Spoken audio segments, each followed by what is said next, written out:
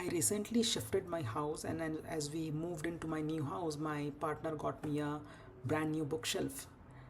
So far I've been managing with my books scattered all over the house, some on the bed, some on the table, one or two inside the bathroom, some in the kitchen. But now all my books have one single place, a beautiful bookshelf, a large bookshelf. And as new neighbors walked in, they looked at this personal collection of mine, and an honest response from them, an honest reaction from them was, "Have you really read all these books?" And I said, "No, of course I have. There are actually uh, most of these books I have not really read." And a follow-up response from them was that, "Don't you think you should finish reading the books you already have before you go ahead and buy more books?" And I've been getting this question for as long as I can remember, because I've been a book hoarder all my life. I just cannot stop myself from buying new books.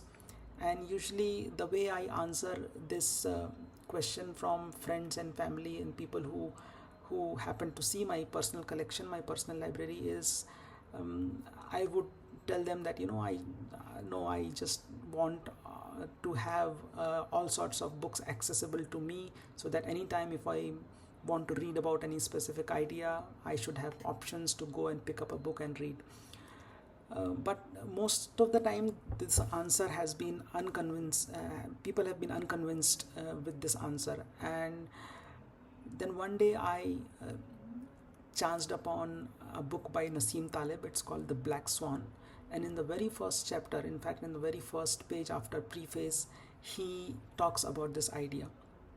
And he posits that the real value of a personal library is more in the books which are not read as compared to the books that you have read. And he says that um, the books that you have read should not be an ego boosting appendage for you.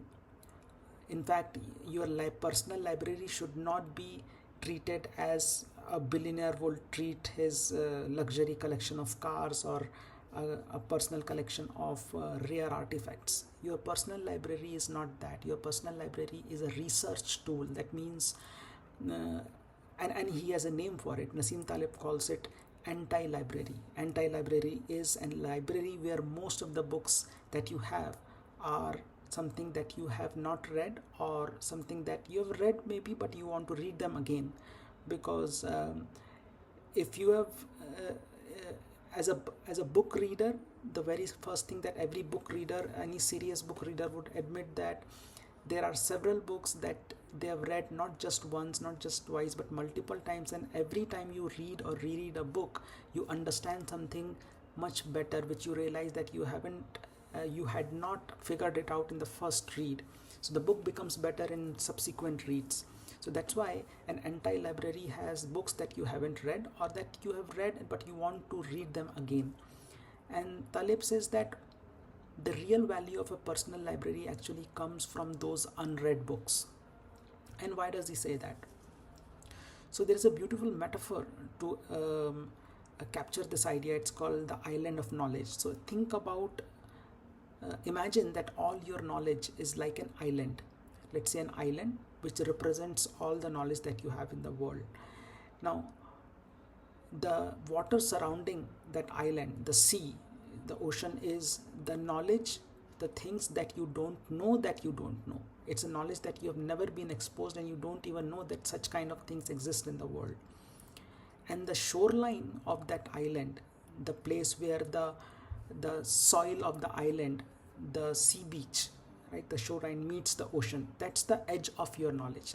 So as your knowledge grows, as you acquire bigger, better, sharper lenses, better perspective to look at the world, to understand the world, your island of knowledge grows. And as the island of knowledge grows, its shoreline also grows. And what is that shoreline? That shoreline is precisely your anti-library.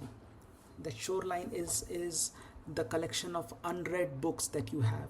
Because as you look at the world of as you find books about topics that you still don't know, that you want to learn about, and you buy those books and keep it in your anti-library, those are the books that you really understand that you need to know. So that's the shoreline is your anti-library.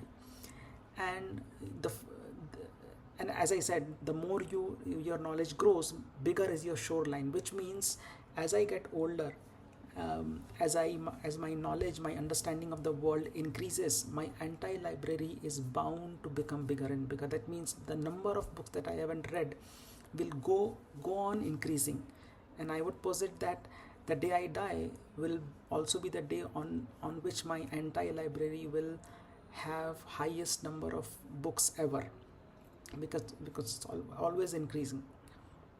So that's anti-library. And a related idea in the very next page Taleb introduces is of somebody called anti-scholar. Who is an anti-scholar? Anti-scholar is somebody who does not treat his knowledge as a possession, who does not look at his knowledge as a treasure to be guarded, who does not treat his knowledge as a self-esteem enhancement device, right?